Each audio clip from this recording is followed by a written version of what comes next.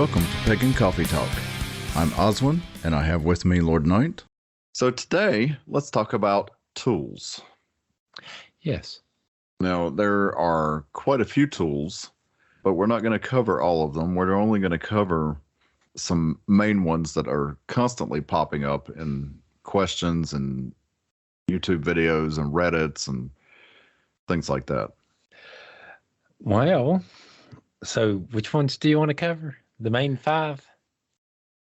Yes. All right. If we start in the East, you have swords or athames. Right. In the East, there's a fair association with air and swords and blades anyway. And actually, if you look at all the pictures and stuff that we hear from them, for some reason, there always looks like there's lightning involved. Right. Never sure what the exact implication is on that. No, but there is a theory. There's a theory. I do not know how right this is, but I'm beginning to think that the ancient mineral that was used for a lot of these swords that you keep on hearing people talk about for these special swords, like the Sword of Lu and, Excalibur and all that. Right. I believe the mysterious metal that they used was aluminum. I believe somehow they figured out a way to create it. I do understand, from my understanding, I could be wrong, that there was some small amounts of aluminum floating around in ye olden days. Right. It might not have been as pure as what we're used to now, but it would still have some of the qualities there. Well, and it would stand to reason that all the pictures with the lightning on the swords and the blades and all of that is due to the fact that when you extract aluminum from bauxite ore, it's done through electricity. Oh yeah. I mean, don't get me wrong. Don't get me wrong. Me and Lord Men had debated at one point that the reason that the lightning strikes were shown on swords so much was it could have been part of the tempering process, that they actually put swords on pikes during electrical storms in hopes that they'd get striked. That's very possible. So it's either one of the two theories, if not both. Still not sure which one. Of course, I should say in our tradition, swords are only used by third degrees. And staves, we can't really explain why there's no, and I'm just letting you know, mainly it's third degrees, and normally there's only a temple sword. Most third degrees have their own sword, plus there's a temple sword normally. Then we have staves, which are a second degree mystery. You can't use staves until you're second degree in our tradition, but it's representative of fire. There ain't too much you could say about that. Now, the spears were more decorative than actual used spears. Staves are associated with south, which is fire. Okay, and that includes spears and wands. Spears, wands, and staves. Okay. And staves in our tradition are a second degree tool. So nobody with first degree can actually use a staff. You can use a wand, but you can't use a staff. Strange, ain't it? So there's mysteries there. There's mysteries there. Yes, there are.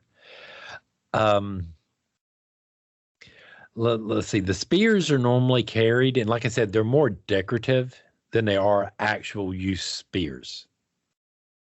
Does that make sense? Right. They don't actually have a purpose. Right. Think of them as like the decorative canes and stuff. You don't actually need them for walking. They're just accessories to the outfit. Right. All about the accessories.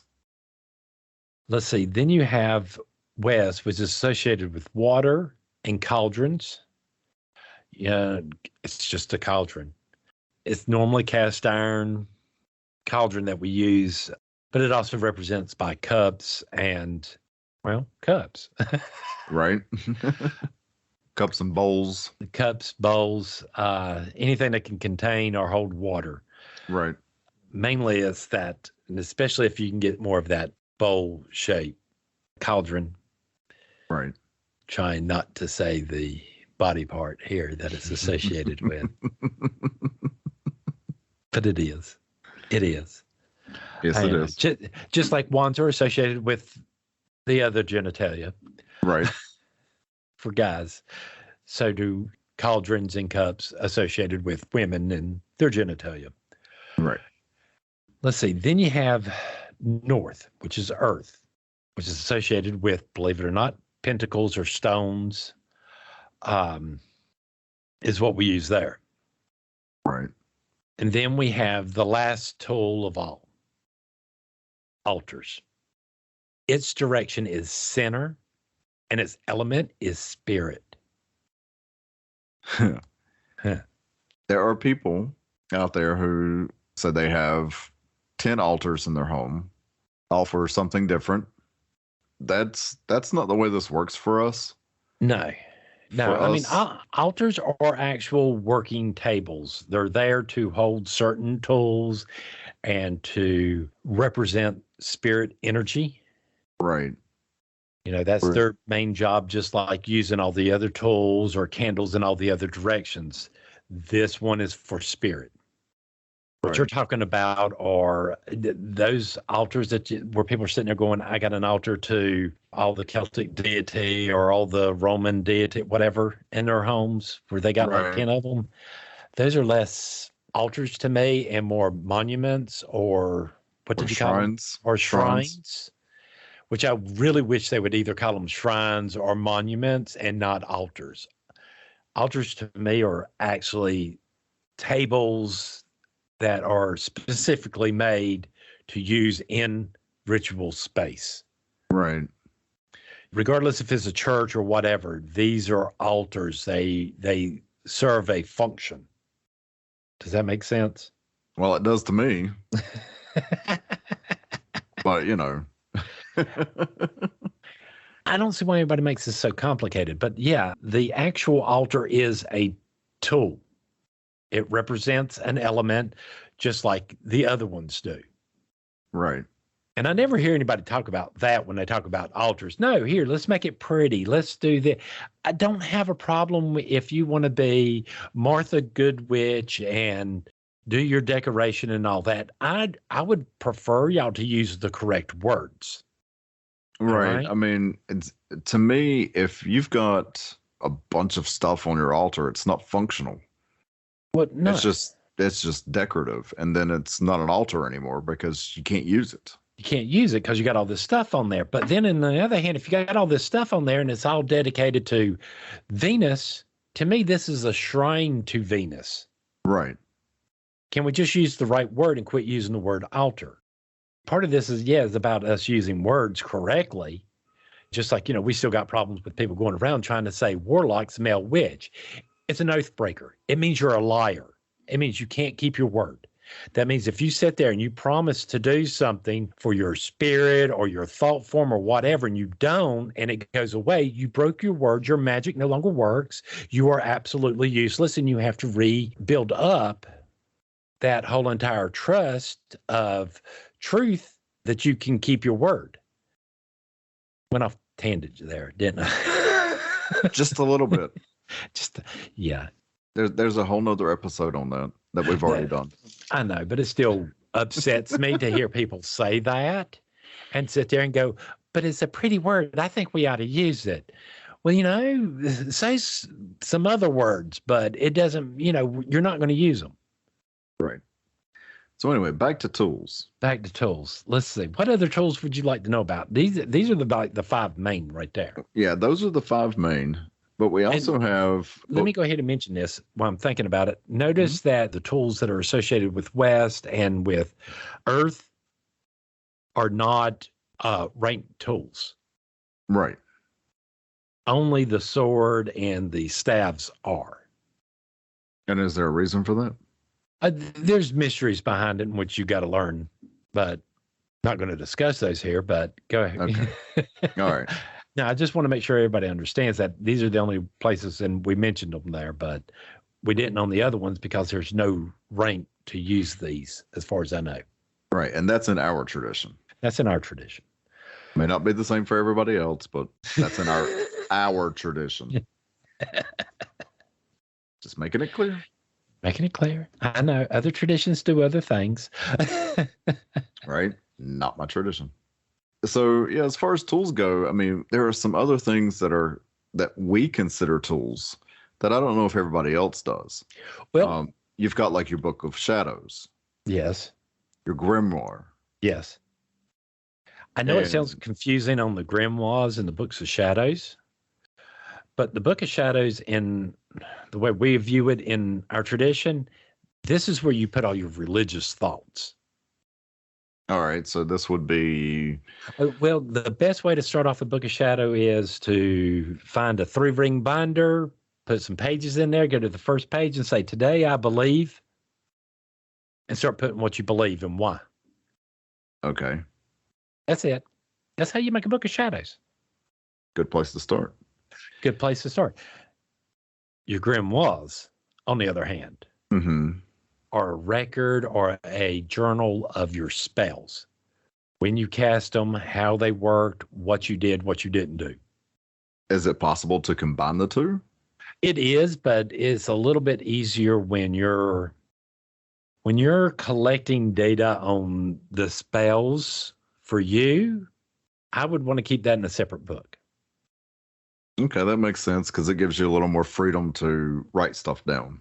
Write stuff down specifically about the spell. That way you can go look at them. If you get them in your Book of Shadows, you might have a section on reincarnation, or another section on certain things that you want to do in ritual, and then a spell. Okay. So that means to find the information on the spell, you've got to go through all this other stuff that has nothing to do with spell work. Right. Hence the reason I typically encourage people to have two. One for just spells and one for what I believe, your Book of Shadows, what you believe. Hate to be this way. I even believe in a third one, so you can do your dreams or meditations and stuff and write stuff in there. Well, I mean, that makes perfect sense to keep it all separated. Right, because again, one's your spirituality, one's your spell work, whatever. And then the other one, your one for meditation, that's your psychological stuff. That's your emotional and psychological stuff. This is not stuff that I would not want to leave it sitting out on the table and just let anybody go through it, because this is more personal, very personal and private stuff. Right. This is where you're sitting there going, and today, dear diary, I had a dream about Matthew Broadwick.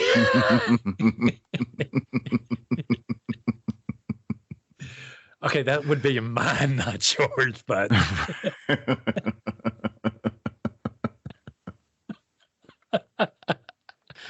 Oh, good Lord. Again, doesn't make sense for your Book of Shadows because, again, somebody reads on my death, my Book of Shadows goes to, of course, to our temple. And I'd hate for somebody in temple to look at that and going, why does he talk about Matthew Broadwick all the time? Right. What does that have to do with Danu?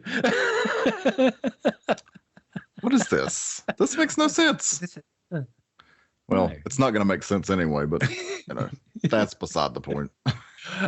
Again, no, your Book of Shadows might not make no sense to anybody but you. Right. Because again, there's been a fear, and me and Lord Men used to joke about this all the time, that we're going to write something down in a Book of Shadows or our grimoires or something like that one of these days. And it's going to be something we're not paying attention for, where I'm like making out a grocery list on, the stuff I need to make chicken salad. Right. And that 50 years from now, they're going to be sitting there going, here's the holy chicken salad recipe. We have researched all the herbs and stuff he put in there, and we have all the correspondence. It's chicken salad, people. He was such a great kitchen witch.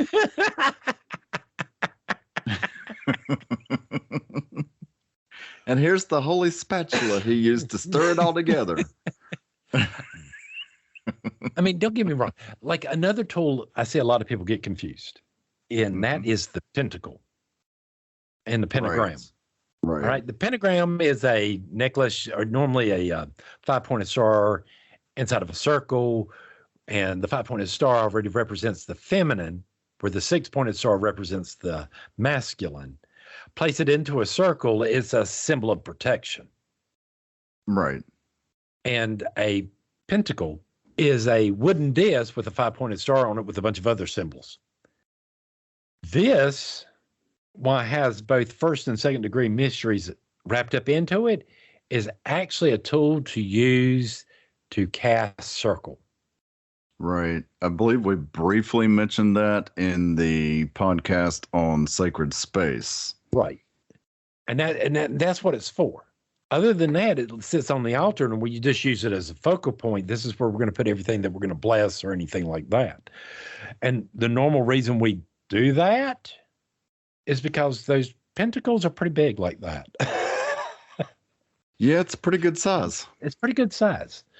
So just naturally sitting stuff on there ain't that big of a deal. There is such thing as a paten, which is a offering bowl. Right. And it looks like a plate. It looks like a cross between a plate and a bowl. That's not vague at all.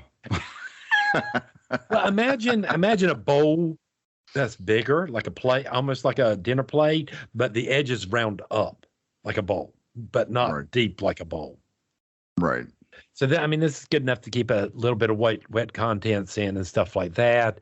We normally use a paten to put, a little bit of wine, some of our cakes from our cakes and wine ceremony at the end of ritual, and matches and all other stuff. And these contents are normally emptied outside after we're done. Right. So return everything back to the earth from which it came. Exactly. So, and if the Tuatha want a squirrel to come by and to take that food away for them, they're more than welcome to do that. Right. That's their prerogative. I'm not going to stand out there, especially out where, we live. I'm sure in the world ain't going to sit there and try to, run away all the squirrels, raccoons, wild turkeys. No. that we got around here. And deer. Right. Can't forget the deer. Any other tools you'd like to know about? Now, for us, and not for all traditions, but just to let you know, athames can be a very personal item. Right. And a lot of traditionalists will not let you touch or play or anything with their athames. So again, be nice before you pick up anybody's and ask permission. If you're told no, don't take it personally, is all I can say on that. That's good advice. It's just not something we do. You would not go around touching our athem if you're not going to let me go around touching your genitals when I won't. Right. Without asking. Right. Did I say that right? I believe so. Point is, respect the property. Respect the property, yes. Some of us consider it very personal. Cords. Cords are another tool that most traditionalists use. Typically, if you see somebody wearing it, and it's just, cords are nothing more than braided rope. A certain length, some have certain knots in them, some don't. But if they're all white, more than likely you're looking at, and they're wearing all white cords and maybe a robe, more than likely they're probably a neophyte. If it's all red, it's first degree. Typically, one single color. At second degree, we use white and red, but in other traditions they might use two different colors. Then you have third degrees in ours, which use three different colors. We use green, red, and white. So just to let you know, if you go to a more traditionalist area and you actually see people wearing their cords, that's going to be how in the world you're going to pretty much figure out what degree somebody is. Right. They kind of help you out. I can't say the same thing for the if you see somebody with a sword or a staff, because other traditions do things differently. All right. Well, what about technology? Technology in ritual space is never good. And it's normally because the technology quits working after being in ritual space. I've seen people back in the day when cell phones were first becoming popular and everybody had the flip phones. You remember those. Oh, Lord, yes. We had some people come to ritual. They were guests. And I remember looking at this girl going, hey, you need to turn off your cell phone. And I suggested that she actually go and put it out in her car.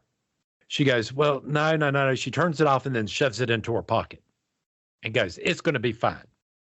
And I remember telling her, well, if it don't work, you cannot blame me. We are not held responsible. Right. And she came out of circle, and lo and behold, she tries to turn on the phone. It will not turn on. She tries to charge it. It will not hold a charge. So she actually had to get a new battery. Technology in ritual space normally does not work well. Now, we have used technology for ritual, but the main equipment was always outside of sacred space. And then, well, I remember us having to use a remote on a radio. Right. The radio was outside, but the remote, I remember that because I had to wrap the remote in sage. Right. To kind of insulate it from the energies inside circle. Hey, a real good use for sage. Absolutely. It's an insulator. So, but yeah, I mean, there are ways you can get around it, but it ain't easy. No. I remember Lord Man telling me about a circle. An actual physical circle he did somewhere where he actually he dug up stuff and put a pipe under there, wrapped it up in sage, reburied it so he could run speaker wires from the center of the altar outside so he could control it. Oh, yeah. You remember him telling you about that? Uh-huh. The lengths we had to go through to isolate us from technology when we're in circle. I know. And what a lot of people don't understand, believe it or not, another tool that we sort of try not to use, but is there, are timepieces. Mm-hmm. So, like, we would actually even have to, like, we have one of the wind-up clocks. Right. That chime, we actually have to turn that off and actually cover it up, or at least turn it backwards. Right. So we actually even cover up clocks during rituals. Right, because you don't want anything distracting you from what it is you're doing inside of sacred space. No, you don't want to be there inside a sacred space and look and be staring at while somebody's staring at the clock. Right. Anyway, that's annoying, and you sure in the world don't want to do it if you're the high priest or priestess or the person leading ritual. Right. But now, as far as technology as a tool, you can still use it.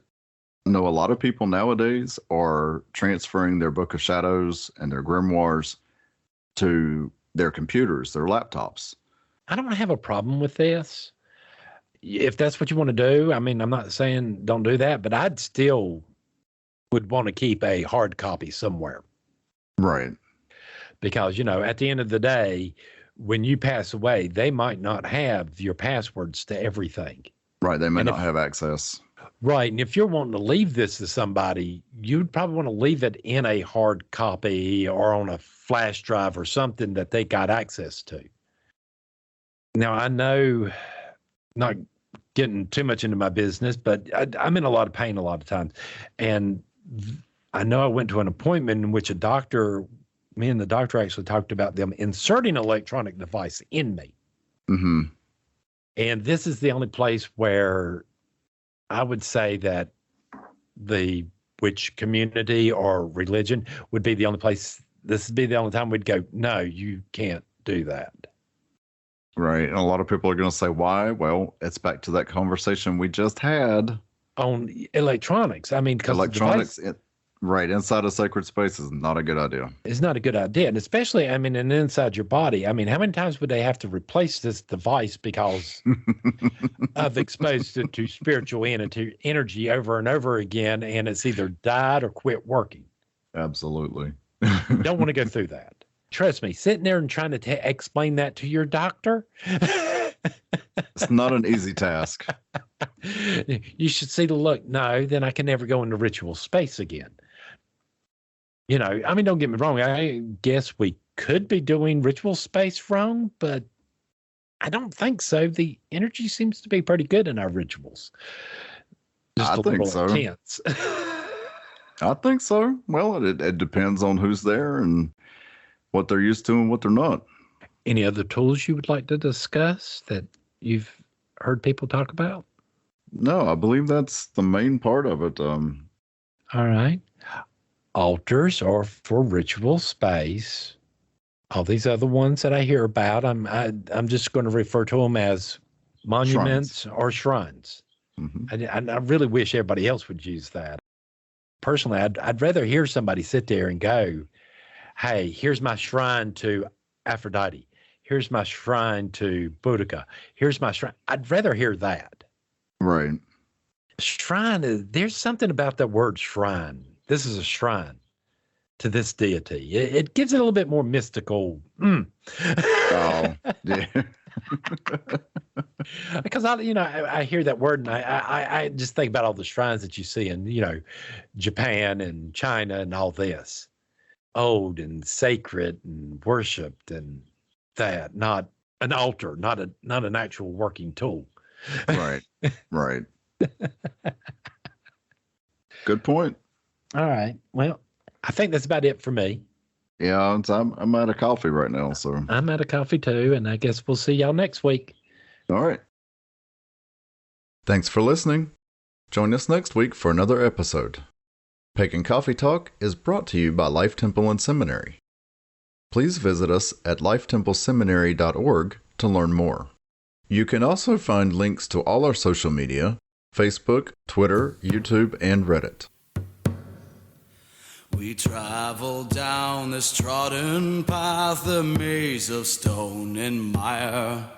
Just hold my hand as we pass by a sea of blazing pyres.